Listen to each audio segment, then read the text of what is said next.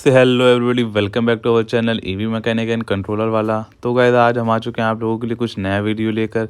बहुत ही interesting video होगा guys, क्योंकि इसमें आज जो हम लोगों के पास कंट्रोलर आया है इसमें मॉसफेट जोड़े हुए हैं, फटे हुए हैं। 4 मॉसफेट लोअर सेक्शन में और 4 मॉसफेट अपर सेक्शन में ख़राब हैं। तो हम लोगों को इन्हीं की सर्जरी करनी है और हम लोगों को इन्हीं का ऑपरेशन भी करना है। तो गाइस इसी के साथ हम लोग बढ़ते अपने वीडियो में आगे। हम आपको दिखाते हैं कि मॉसफेट किस तरीके से फटे हुए हैं लोअर सेक्शन में और अपर सेक्शन में। तो जैसा कि आप देख रहे होंगे, मैं अपनी फिंगर जहाँ पर लगा रहा हूँ, टच कर रहा हूँ, वहाँ पर भी देखिए मॉसफेट में ब्रेक सा है, मतलब फटा सा है, और उसके बगल वाला भी जला है नीचे साइड। तो गाइस सबसे पहले हम लोग अपने मॉसफेट को ओपन करेंगे। जो मॉसफेट ख़राब हैं उनकी कंटिन्यूटी ले लेंगे अपने मल्टीमीटर से पहले। वो तो नॉर्मली सभी लोग मैकेनिक करते हैं। तो कंटिन्यूटी लेने के बाद अपने मॉसफेट को हम लोग ओपन कर लेंगे और उनको बाहर निकाल लेंगे अपने कैया की सहायता से। तो सबसे पहले तो हम लोगों को खोल लेना चाहिए। फिर ये जो अभी देखे होंगे कि आप इसमें स्पार्किंग हुई थी हमारे कंट्रोलर में, तो हम लोगों को अगर मॉसफेट कैपेसिटर चार्ज होते हैं मॉसफेट के, सॉरी कंट्रोलर के, तो उन कंट्रोलर के कैपेसिटर को हम लोग को डिस्चार्ज कर लेना चाहिए। उसके बाद हम लोगों को इस तरीके से अपने मॉसफेटों को हीट सिंक से अलग करना चाहिए, क्योंकि स्पार्किंग होती है तो ख़तरा भी होता है कि शायद करंट वगैरह मार दे, डीसी हल्की सी झंझनाहट होती है। तो इसी के बाद हम लोग अपने मॉसफेटों को निकालेंगे। उससे पहले हम लोग वैल्यू फाइंड कर लेंगे कि कौन सा मॉसफेट ख़राब है इस समय और कौन सा मॉसफेट नहीं ख़राब है, या वो कैसी सॉर्टिंग कर रहा है, इसकी वैल्यू कितनी आ रही है। तो हम लोग इसी तरीके से सारी जो वैल्यू है अपने मॉसफेट सेक्शन की चेक करेंगे। जैसे कि आप देख होंगे इधर की जो वैल्यू आ रही है इक्वल आ रही है, और उधर की वैल्यू आ रही है इक्वल नहीं आ रही है। तो इसी के साथ साथ जैसा कि देख रहे होंगे वो दूसरा और तीसरा मॉसफेट तो दिखा रहा है कि वो नील टाइप का है, मतलब ख़राब है। तो इसी के साथ साथ गाइस अभी हम लोग अपर सेक्शन और लोअर सेक्शन के 4 मॉसफेट जो लगे हैं उन सभी को हम लोग निकालेंगे। उसके बाद आपको मैं दिखा रहा हूँ, ये देखिए ख़राब मॉसफेट है किस तरीके से फटे हुए हैं, जले हुए हैं, वो एक दूसरे से चपके नहीं, अलग हो चुके हैं फटकर। जैसा कि देख लीजिए, मैं यहाँ से 4 मॉसफेट निकाले अपर और लोअर सेक्शन से। देखिए बिल्कुल गौर से आप देख सकते हैं, मैं लाइव रिपेयरिंग करता हूँ और आपको भी दिखाता हूँ कि आप लोग भी सीख सकें। इसी के साथ साथ सही गाइस अब हम लोग जो है सही मॉसफेट निकालेंगे और दूसरे मतलब सही मॉसफेट जो है उनको निकाल कर अपने कंट्रोलर में असेंबल करेंगे, लगाएंगे। तो अभी हम लोग जो है अपने कंट्रोलर्स में से मॉसफेट निकाल चुके हैं ख़राब वाले, और नए मॉसफेट जो है हम डालेंगे, उनको निकाल रहे हैं अपने कंट्रोलर से, दूसरे कंट्रोलर से निकाल के अपने रिपेयरिंग वाले कंट्रोलर में डालेंगे। तो गाइस इसमें जो मॉसफेट लगे होंगे उनका नंबर मैं अभी आपको दिखाता हूँ कि क्या नंबर है उन मॉसफेट का। अभी मैं वो मॉसफेट सिर्फ निकाल रहा हूँ अपने दूसरे कंट्रोलर से। और गाइस अभी जैसा कि आप देख सकते हैं कि मैंने अभी काम किया ही है और मॉसफेट निकाल रहा हूँ अभी भी, जो सही मॉसफेट है जो मुझे लगाने हैं अपने रिपेयरिंग वाले कंट्रोलर में। तो मैं मॉसफेट मैंने लगभग निकाल लिए हैं।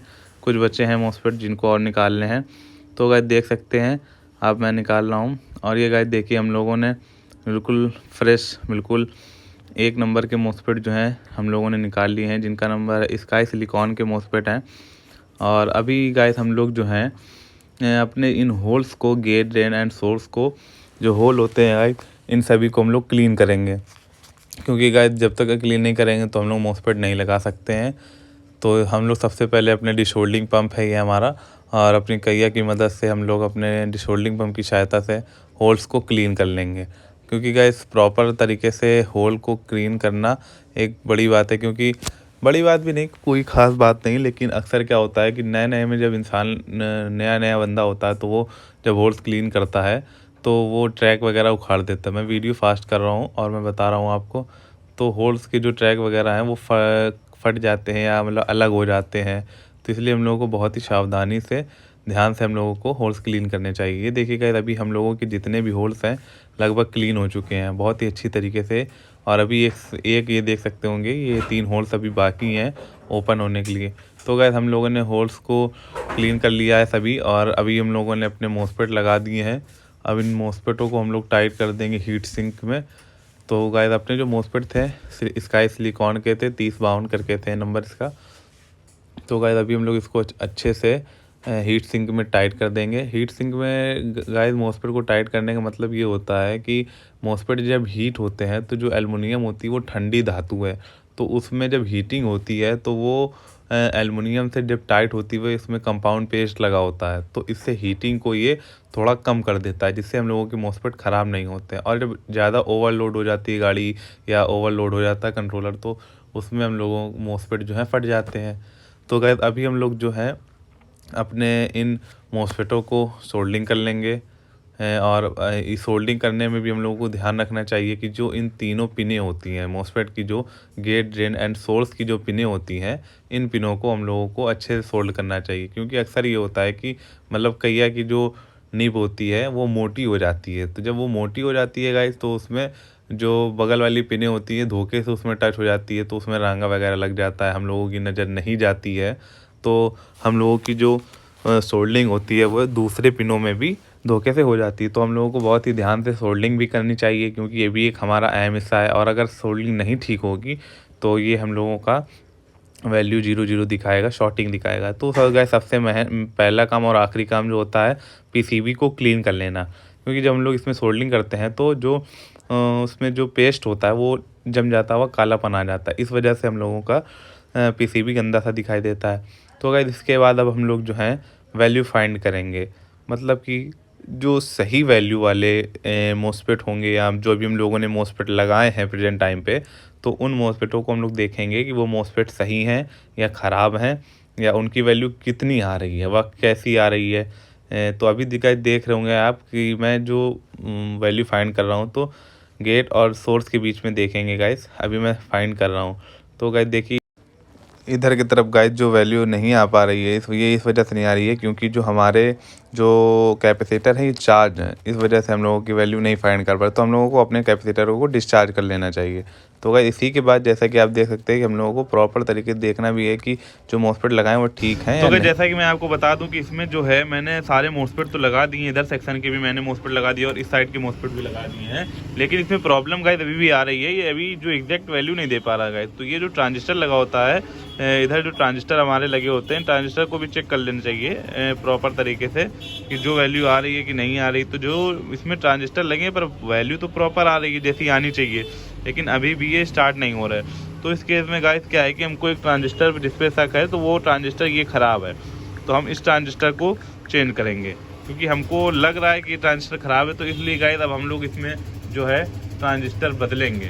तो ट्रांजिस्टर बदलने के लिए गाइस इसमें जो लगा हुआ ट्रांजिस्टर है वो हमारा वो है Y2। तो Y2 ट्रांजिस्टर है गाइस, तो उसको हम बदलेंगे। तो Y2 ट्रांजिस्टर को दो हमारे पास ये स्ट्रिप है, इसमें हमारे पास ट्रांजिस्टर है, तो इससे हम ट्रांजिस्टर निकालेंगे और अपनी असेंबली मशीन की सहायता से इसको बदलेंगे। तो हमने अपनी असेंबली मशीन चालू कर ली है और ट्रांजिस्टर निकालेंगे। तो गाइस जैसा कि आप देख रहे होंगे वीडियो में कि मैं जो हूँ अभी ट्रांजिस्टर निकाल रहा हूँ अपनी असेंबली मशीन की सहायता से। हमें ये बहुत ही प्रॉपर तरीके से काम करना होता है गाइस। तो इसको हमने निकाल लिया है बाहर और असेंबली मशीन को बंद कर देंगे। इसके बाद हम लोग इसमें से एक ट्रांजिस्टर निकाल लेंगे। तो इस ट्रांजिस्टर को निकालेंगे हम लोग, ट्रांजिस्टर को निकाल कर अपने उस पर पीसीबी पर लगाएंगे। तो गाइस जैसा कि आप देख रहे हैं कि अब हम इस ट्रांजिस्टर को अपने पीसीबी पर लगाने जा रहे हैं। तो हमको जो ट्रांजिस्टर लगाना चाहिए तो उस समय में प्रॉपर तरीके से ध्यान देना चाहिए कि ट्रांजिस्टर को सीधा लगा रहे हैं या उल्टा, क्योंकि अक्सर क्या होता है कि हम लोग बदल कर लगा देते हैं, उल्टा पुल्टा लगा देते हैं। तो इसलिए हमें ध्यान से हमेशा ट्रांजिस्टर को लगाना चाहिए और जिस जगह पर जो ट्रांजिस्टर लगा हो उस जगह पर उसी वैल्यू सेम नंबर का हमें लगाना चाहिए, वरना ये जो है प्रॉपर तरीके से वर्क नहीं करेगा। तो गाइस हमने इस ट्रांजिस्टर में अपना वो लगा दिया है ट्रांजिस्टर, और इसके बाद अब हम अपनी वैल्यू जो चेक करेंगे, जो प्रॉपर तरीके से लगना था वो लग गया है, अभी गर्म है तो अभी वैल्यू नहीं ठीक आएगी। इसके बाद जो हम लोग काम करेंगे हम आपको आगे दिखाते हैं, बढ़ते हैं वीडियो की तरफ गाइस। तो हम अपने सबसे पहले लेंगे अपना प्रोब्स लेंगे, मल्टीमीटर को लेंगे, उसके बाद अभी चेक करेंगे कि हाँ क्या आ रही वैल्यू। तो अभी जो वैल्यू इस पर ठीक आ रही हैं, इस पर भी ठीक आ रही हैं, तो हमें जो लग रहा था गाइस तो उसी तरीके से वैल्यू ठीक आ रही हैं ट्रांजिस्टर पे। तो ये देखिए ट्रांजिस्टर की वैल्यू चेक करने का सबसे आसान तरीका मॉसफेट के इस वाले पिन से लगा के निकाल के रखिए, तो देखिए बहुत अच्छे तरीके से वैल्यू आएगी। ये देखिए आ रही ना प्रॉपर। तो इसी तरीके से हम लोग तो गाइस जैसा कि मैं आपको दिखा दूं कि अब मैं पीसीबी पर मैंने ट्रांजिस्टर लगा दिया है। तो इस ट्रांजिस्टर को मैंने लगाया बहुत अच्छे तरीके से गाइस, तो इसी के साथ साथ अब हम वीडियो में अपने आगे बढ़ते हैं और आपको दिखाते हैं कि इसमें और भी क्या वैल्यू आ रही है। तो गाइस जैसा कि मैं आपको दिखा दूँ, ये हमारा मल्टीमीटर है। तो आप मल्टीमीटर में देखिएगा, मैं इसकी वैल्यू दिखाऊंगा आपको। तो जो कि मैंने ये रखा है मल्टीमीटर, और ये अपना वो है प्रोब है। तो गाइस इसमें चेक करने का तरीका आसान तरीके से लगा के देख लेंगे, जो कि वैल्यू परफेक्ट ही आनी चाहिए, वरना हमारा जो वर्क है जो काम नहीं करेगा। तो इसलिए हम लोग इसी तरीके से यूज़ करते हैं, ये प्रॉपर तरीके से वैल्यू आ रही गाइस। तो इसी तरीके से गाइस काम करते रहिए और अच्छे वीडियो देखते रहिए। हमारे वीडियो को भी लाइक करिए, जिससे कि हम आपको और अच्छे वीडियो दिखा सकें। तो गाइस लगभग हमारा जो कंट्रोलर है वो पूरे तरीके से तैयार हो चुका है अब चलने के लिए। तो इसको गाइस अब हम लोग यूज़ करने के लिए तैयार करते हैं। देखिए मोसपेट हमने ओरिजिनल लगाए हैं, और जिस नंबर के थे उसी नंबर के लगा दिए हमने मोसपेट, ये देख सकते हैं। तो गाइस अब हम इसको कनेक्शन करते हैं अपनी मोटर के साथ। तो ये अपनी मोटर है, इसके बाद अपने कंट्रोलर का कनेक्शन करते हैं, और उसके बाद हम आपको दिखाते हैं कि हमारा ख़राब कंट्रोलर है, इससे हमने मोसपेट निकाले थे। तो अब ये देख रहे होंगे गाइस कि ये अपना कंट्रोलर है, इसमें कनेक्शन करने जा रहे हैं हम। तो गाइस कनेक्शन करते हुए आपको दिखाते हैं। तो गाइस जैसा कि मैं आपको दिखा दूं कि इसकी जो वैल्यू है, वो जो वैल्यू देखिए प्रॉपर तरीके से हमारी आ रही है। ये देखिए गाइस, इसकी वैल्यू अभी आ रही है 465। अब ये देखिए गाइस, इसकी वैल्यू अब आ रही है 449, और इसकी वैल्यू देखिए आ रही है 472। तो गाइस जो वैल्यू आ रही है लगभग एक दूसरे के समांतर, एक दूसरे के बराबर आ रही है। तो इसी तरीके से अब हम लोग ब्लैक प्रोब को चेंज कर लेंगे। देखिए 459, ये देखिए 456, और ये देखिए 454। तो गाइस लगभग जो वैल्यू हमारी आ रही है कंट्रोलर की, वो हमारी लगभग वैल्यू जो समान आ रही है। तो अब हम इसको चेक करने जा रहे हैं और कंट्रोलर में लगाकर आपको मोटर के साथ कनेक्शन करके आपको मोटर चलाकर दिखाते हैं। तो गाइस मिलते हैं वीडियो में आगे की तरफ।